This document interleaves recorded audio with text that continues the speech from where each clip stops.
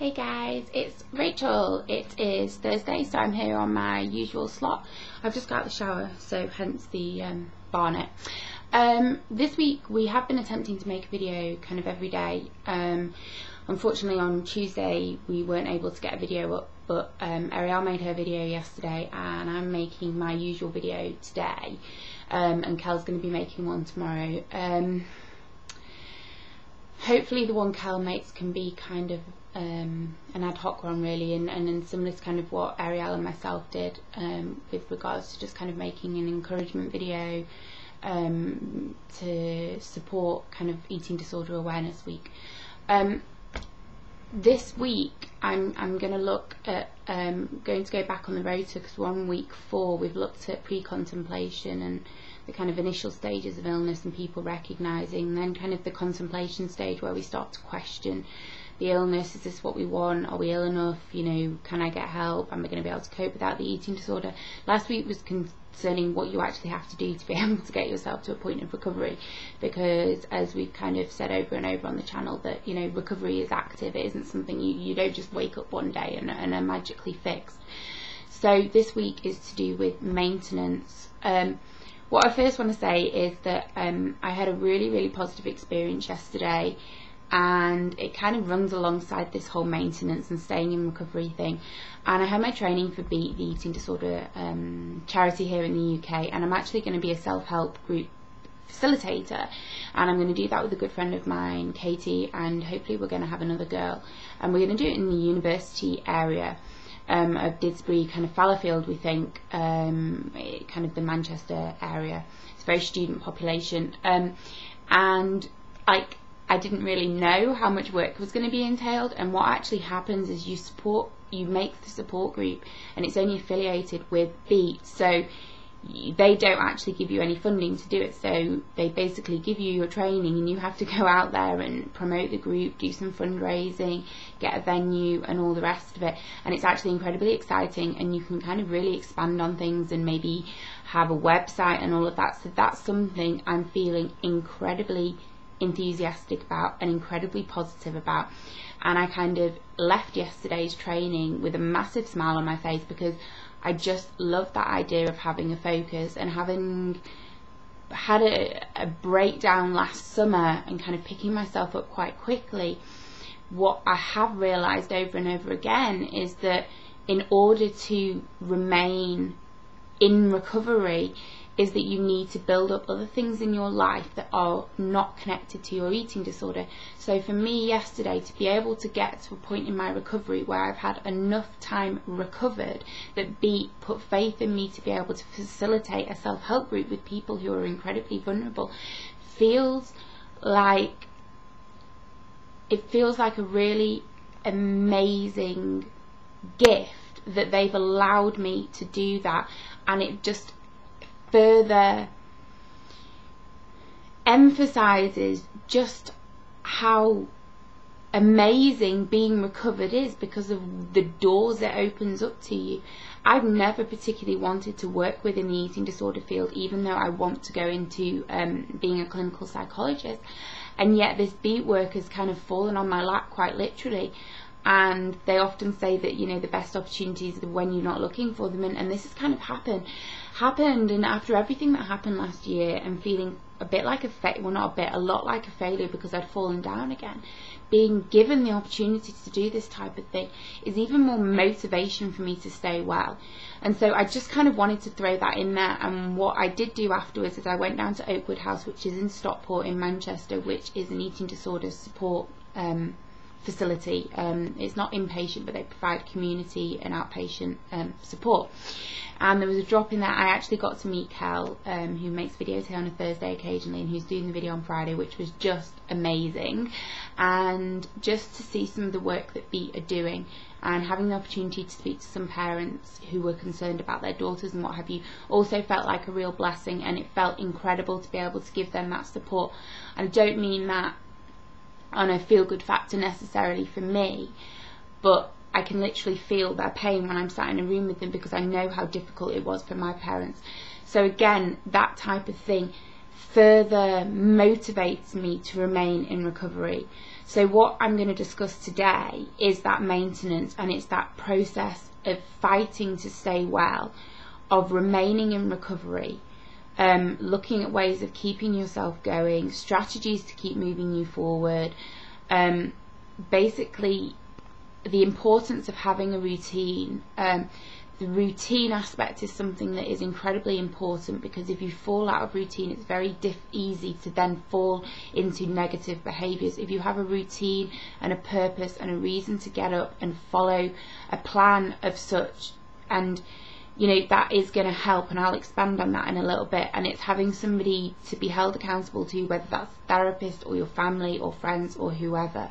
It's about allowing yourself to feel your feelings and express those feelings, even if those feelings are anger, which I know a lot of people struggle with. It's okay to get angry, it's okay to get pissed off, and yes, we might take it out on the people close to us, but part of the healing process is accepting that you can be angry and allowing yourself to have that feeling. And it doesn't mean you need to, it doesn't have to be a destructive feeling. It doesn't have to make you hurt yourself or hurt others, but just acknowledging and saying, do you know what, this situation is really fucking pissing me off. Just sometimes saying those words, you know, that's normal. People on a day-to-day basis get pissed off, whether it's with somebody at work or what have you. And what it's about doing is allowing yourself to have those feelings, but not turning them into a crisis. About saying, do you know what, this has really pissed me off, and then letting it go and moving on from it. And that's what you learn to do with your feelings, is that you allow yourself to feel them, you allow yourself to express them, and then you let them go. And also what I mentioned just when I was giving my example of yesterday is building activities that are away from the eating disorder. Okay, so this fits in quite nicely to routine. The biggest thing that has kept me in recovery is continuing with a routine, and even to this day, this far down the line, I'm very aware of needing to get myself up in the morning and follow and have a structure. And yes, I have days where I don't get dressed and I stay in my pajamas all day, but I do that on the days that I know I'm feeling okay, if that makes sense. If I'm going through a period where I'm struggling with my mood, I'm struggling with my motivation, what helps me move that process along is by getting myself up in the morning, doing the basic things, having a bath, getting dressed, putting my makeup on, having some breakfast, maybe going for coffee. And it's having something in place so that when you're having those difficult days, you have, and it can be on a continuum, so you can have on the most difficult of days, if all you do is get up out of bed, get dressed and eat your meals, that's good enough. And then maybe on another day, getting yourself out, taking a walk into town to go for a coffee, or walking across the road and buying a magazine. It isn't so much about what you do, it's the act of actually doing that, walking to the post box and back to post a card to somebody. It's about having things that, depending on where you're at, you can do. And some days you might even be able to get up, go out, go to uni, do all of that, see a friend, come back, do your essay or whatever. But there's going to be days when you aren't that capable, because that's the nature of recovery, and that's the vulnerability that we still have. So in order to stay in recovery, there needs to be a routine, there needs to be, I hate to use the word goals, but I think there needs to be things to look forward to. I had things like going on a trip to New York with my best friend. Okay, it doesn't have to be as expensive or as extreme as that, but it was little things. Being made a godmother made a huge difference to me when I was very, very poorly, and it made me feel responsible for somebody other than myself. And I was actually so blown away that my godmother's mother had asked me, that I kind of thought, you know what, she must see something in me that I might not be able to see right now. And it's that type of thing that moves you away from your eating disorder. Strategies to keep you moving forward are social aspects, reconnecting with friends. For me, I went back to university. If you don't feel able to do something like that, maybe do a course once a week, even just for a couple of hours in the evening. It's got to be whatever you feel is manageable, and it has to be in big steps. It can't be this nothing or everything. It has to be about carefully expanding. If that feels too much, closing it down, but not feeling like a failure if you can't achieve everything. Because I have days where I basically do nothing because of how I'm feeling, and just getting up and lying on the sofa and watching Criminal Minds with my mum is enough. And you know, that's where I'm at, and I'm I'm kind of recovered in a lot of ways, but I still have those days where I feel incredibly vulnerable, incredibly emotional, and incredibly exhausted. But it's about saying to myself, okay, you're exhausted, have the day for yourself, just relax, just allow your body to rest, and that's fine. It doesn't make you a failure, it doesn't mean that you're not strong enough, it just means you're listening to yourself and you're listening to what your body needs and what you feel almost that your head needs as well. With regards to accountability, that can come from family, friends, therapy. My mum is like the one person who holds me accountable. She's the first person to pick up on if there's a shift in my behaviours, shift in my mood, when I'm not sleeping properly, and things that I don't necessarily recognise myself. My best friend is similar, my girlfriend is similar. There's people around me who do pick up on those things, and sometimes I'm like, yeah, whatever. But pretty much 99.9% of the time, if somebody I love and who is close to me expresses a concern, I will say, okay, I appreciate that that's how you feel, but I genuinely don't feel that that is an issue for me at the moment. And maybe the fact that I've not eaten as much today isn't connected to my eating disorder. It's connected to the fact that I feel incredibly stressed and overwhelmed, and that I've got a loss of appetite. It's not because I'm using my eating disorder. It's just a period of stress. And then from that point, from people being able to say those words to me, I can take them on board, and I can think, right, tomorrow I need to make even more of an effort, because I don't want to fall into that pattern, whether it's eating disorder related or whether our body needs food, it needs nourishment to deal emotionally, it needs that strength. Expressing your feelings, that quite often comes out in the therapeutic relationship. We tend to take out how we're feeling on those who are closest to us, and we tend to lash out at them. I don't mean quite literally, but the people who are closest to us. And what it's about doing is accepting that some days we're going to do that, but then saying, you know, I didn't mean to take that out on you, but not beating yourself up that you experienced those feelings. Maybe you walked out of therapy. I've done that before now because I just couldn't cope with the intensity of how I was feeling. But these are all parts of being human. You are human and you're vulnerable, and you can't expect yourself to just be this amazing recovered person all the time. All you can be is yourself. All you can do is be aware of how you're feeling, aware of some of the information or advice or concern other people are giving you, and use that to maintain.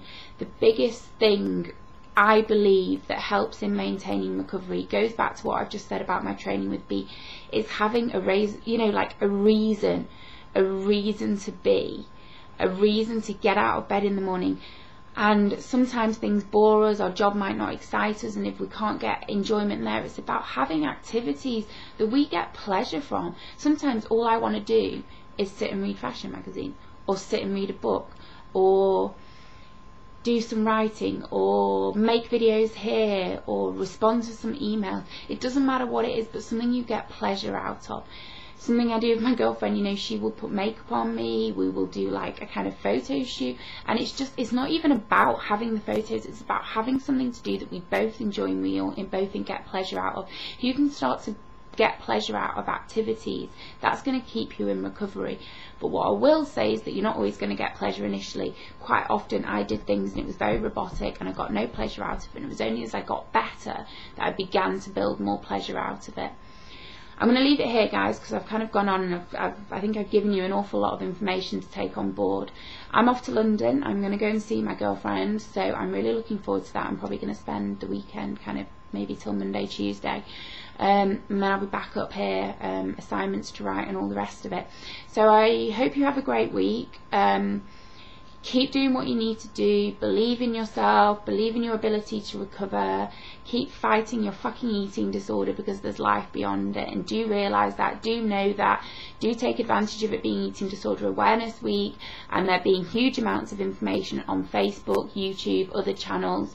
And you know, this year certainly in the UK, Beat have really powered through, so know that those resources are available and allow yourself to reach out. And take care of yourselves, and know that I love you all, and I will see you next week. Okay, bye.